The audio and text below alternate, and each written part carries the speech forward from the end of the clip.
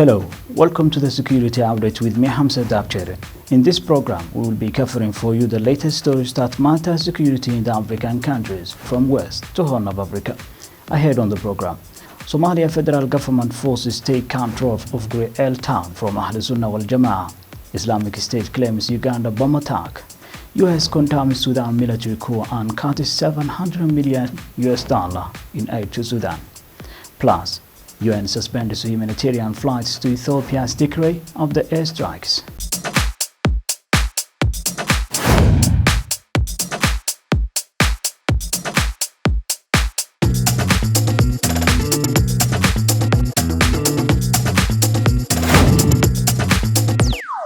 Welcome to our program. Galmudug forces backed by the Somali National Army troops recaptured Tigre town following fierce fighting with Ahl Sunnah wal Jama'ah fighters. Ahl Sunnah, a Sufis group in central Somalia, have been massing in the Galmudug region since August, when the group re-emerged after over a year-long absence from the political arena. Somalia government forces are reportedly in control of Tigre town. According to government military source, a high-level government official told the media that Galmudug security forces bolstered by federal troops are in firm control of the city. They dismissed reports that Ahl Sunnah wal Jama'ah fighters mounted a successful counterattack to recapture the town. Reports said that Ahl Sunnah wal Jama'ah fighters retreated to a former college building and have contacted government officials for negotiations, adding that the government was determined to capture all the fighters. At least 20 people were killed and another 40 wounded following clashes between regional Galmudug forces backed by the Somali National Army and the Sufi paramilitary group Ahl Sunnah wal Jama'ah. Among the dead was Major Abdul Latif Faifle, a commander in the US-trained Danab force. An explosion at a restaurant outside Kampala killed a waitress and injured 3 people. The Islamic State has claimed responsibility for the attack. Islamic State Uganda has claimed responsibility for the bomb attack in Kampala, the capital city of Uganda, and said some of its members detonated an explosive device in a pub where members and spies of the Ugandan government were gathering. Police said on Sunday the bomb, packed with nails and shrapnel, targeted a pork restaurant on the outskirts of the capital. Information gathered indicated that 3 men disguised as customers visited the restaurant, placed a platform pad under a table and left moments before the explosion. The explosion killed a 20-year-old waitress and injured 3 people, 2 of whom were in critical condition, police said, adding all indications suggest an act of domestic terror. President Yoweri Museveni said the attack seems to be a terrorist attack. In 2010, the Al-Shabaab group in Somalia killed dozens of people in Kampala in a bomb attack, saying it was punishing Uganda for deploying troops in their country. Ethiopia's latest aerial bombardment of Tigre's capital city on Friday injured 11 civilians and forced a UN flight bound for the famine-threatened region to turn around, humanitarian sources and doctors. UN suspends humanitarian flights to Ethiopia's Tigre after airstrikes. Ethiopia's latest aerial bombardment of Tigre's capital city on Friday injured 11 civilians and forced a UN flight bound for the famine-threatened region to turn around. Humanitarian sources and doctors told media Friday the incident prompted the UN to suspend its twice-weekly passenger flights to Tigre for humanitarian personnel. UN spokesman Stefan Dujarric told reporters at a press conference. In Tigre, the humanitarian situation continues to deteriorate because of the restrictions on the delivery of aid into the region and through the only available route from afar. Between the 13th and 19th of October, we did get 215 trucks carrying humanitarian supplies into Tigre. That's a slight increase from the previous week. Some 1,111 trucks, have entered Tigre since July 12th, which is just 15% of the number of trucks that are needed to enter the area. The strike, the 5th on the city since Monday, according to the government, coincided with ramped-up fighting farther south in Amhara region as Ethiopia's nearly year-long war rumbles on. A spokeswoman for Prime Minister Abiy Ahmed, Bilen Seyum, told media, Terrorist TPLF is confirmed to have committed atrocities on an estimated 200 innocent civilians, which includes women, children, elders, and deacons, members of worship establishments. The federal government strongly denounces in the strongest terms these targeted killings. While the numbers so far that I have is that an estimated 200 innocent civilians have been targeted, a committee has been established to investigate exactly how many individuals have been killed on the ground. And so these figures may change, but this is the latest figure that I have so far. Residents told media the strike hit a field, with one reporting it set alight dry grass collected for livestock. United States of America condemned Sudan military coup. State Department spokesman Nis Price told reporters that the civilian-led transitional government should be immediately restored and represents the will of the people. They also cut $700 million in aid to Sudan. State Department spokesman Ned Price told reporters that the civilian-led transitional government should be immediately restored and represents the will of the people. The spokesman also added that in light of these developments, the United States is pausing assistance. He said the suspension concerned a $700 million package in economic support meant to assist Sudan's democratic transition following the ouster of a dictator 2 years ago. He also warned the military to refrain from any violence against protesters after 3 people were killed in a crackdown on demonstrators against the takeover. Sudan's top general Abdel Fattah al-Burhan, in a televised address, said that the armed forces had rounded up government leaders who have been heading the transition to full civilian rule. The hybrid setup was established following the ouster in 2019 of longtime dictator Omar al-Bashir in the face of widespread protests led by the youth. The spokesman also said that the United States had not been able to make contact with Prime Minister Abdallah Hamdok, who was taken away with his wife from his home. Under U.S. law, the United States is obliged to end most assistance to nations where the military ousts civilian leaders. Amamsala Joseph, the chairman of Kurmi local government area of Travis State, has decried the presence of Cameroonian soldiers in some villages of his council. The foreign soldiers, he said, have been going about harassing and intimidating the villagers with the pretext of searching for their citizens who had fled to the area.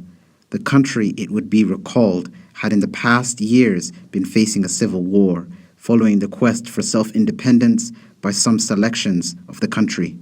The upheaval has forced some of its citizens to flee to some parts of Taraba as refugees. Joseph claimed the soldiers were in Mairogo and Toso. The chairman, who also said he and the commanding officer in charge of the Nigerian Army 93rd Battalion in Takum Council of the State, in company of no fewer than 60 soldiers, visited the villages at the instant of the state governor, Archibald Darius Dixon Echaku, said he was displeased with the acts of the foreign soldiers.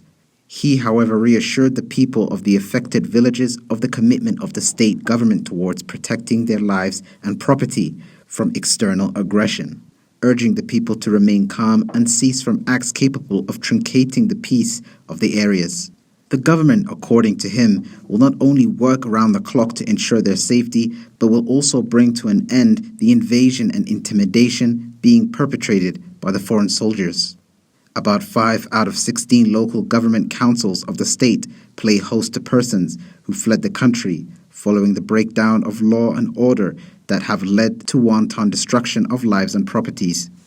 The federal government vowed to pursue and recapture all inmates who escaped from a custodial center of the Nigerian Correctional Service in attack by yet-to-be-identified gunmen. But we will be back after the short break.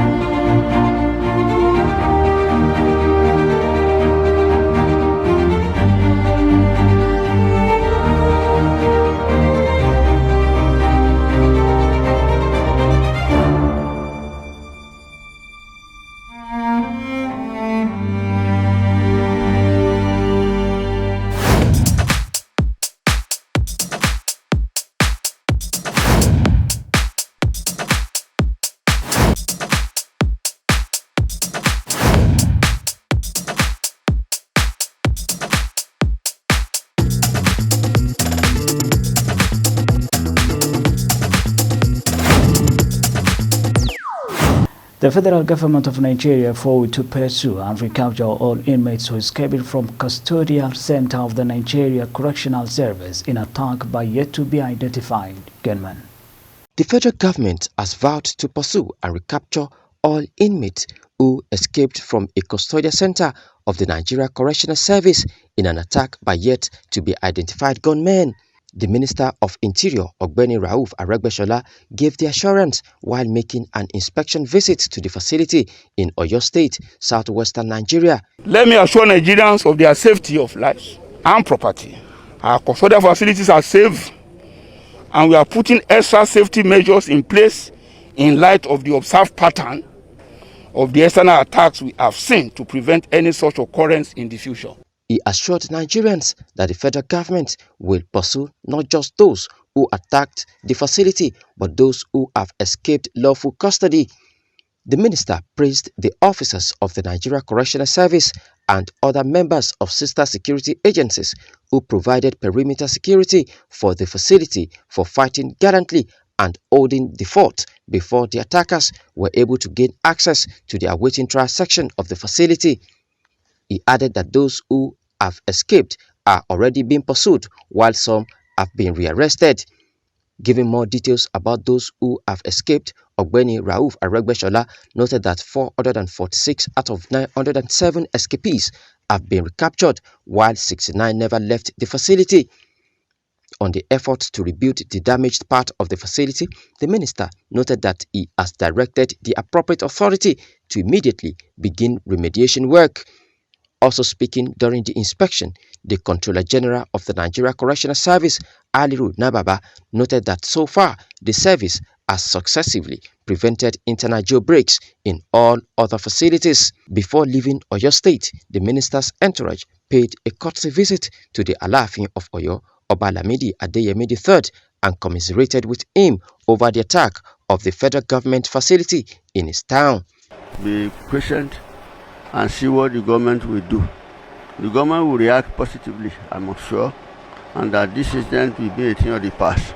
The federal government of Somalia troops claim it killing dozens of Al-Shabaab fighters in southern Somalia in a military operation, though Al-Shabaab has not yet commented on this matter. But there has been sporadic military clashes in the region for the past months. Somalian National Army forces have killed at least 4 Al-Shabaab fighters and wounded several others following fierce fighting with Al-Shabaab fighters near the town of Wajid in the Bakol region. The district commissioner said Somali military launched operations to rescue commercial goods belonging to traders in Wajid town.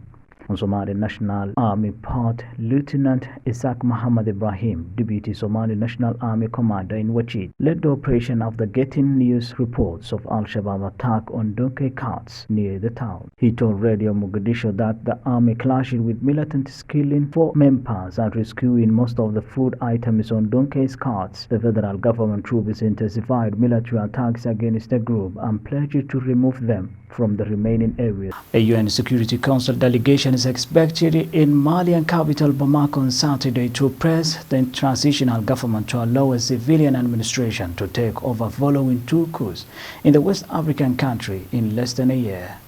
A UN Security Council delegation is expected in the Malian capital Bamako on Saturday to press the transitional government to allow a civilian administration to take over following 2 coups in the West African country in less than a year. Mali, a poor and landlocked nation home to at least 20 ethnic groups, is battling jihadist attacks and intercommunal violence since 2012. The Islamist insurgency has swept into central Mali and spilled over into neighboring Burkina Faso and Niger. The conflict has left thousands dead and hundreds of thousands displaced, despite military interventions by the United Nations and France. Security Council delegates led by the UN ambassadors from the US, France, and Niger arrived on Saturday for 2 days of talks to push the military-led interim government for a return to democracy after 2 coups in 9 months. The delegation adds to international pressure on coup leaders to abide by a February 27 deadline set by the Economic Community of West African States, ECOWAS, for a presidential election, a deadline that the regime is openly suggesting might be missed. The Nigeria Railway Corporation has restored its service following an explosion that affected one of its trains on the Abuja-Kaduna rail corridor. The Nigeria Railway Corporation has restored its service following an explosion that affected one of its trains on the Abuja-Kaduna rail corridor. The Abuja to Kaduna rail line was temporarily suspended after suspected bandits attacked the newly constructed railway with explosion that affected the fuel tank of the locomotive. In a text message sent to its customers, the management said the train service is now working and called on train users with unused tickets for the 21st and 22nd of October to visit the customer care units. The management also apologized to passengers over the abrupt suspension of operations. The Abuja-Kaduna rail line is one of the first standard gauge railway modernization projects undertaken in Nigeria, the most populous African country.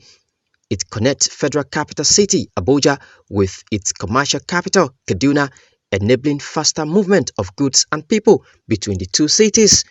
The construction of the Abuja-Kaduna rail line started in February 2011 and completed in December 2014 with China support. Nigerian President Muhammadu Buhari officially inaugurated the line for commercial services in July 2016. Kamil Sadiq, CBA TV. And with that story of the Nigeria Railway Corporation restoring its service following an explosion that affected one of its trains on the Abuja-Kaduna rail corridor, we'll wrap up our program for this time. Thank you very much for being with us. This is me, Hamse Daabjeerin.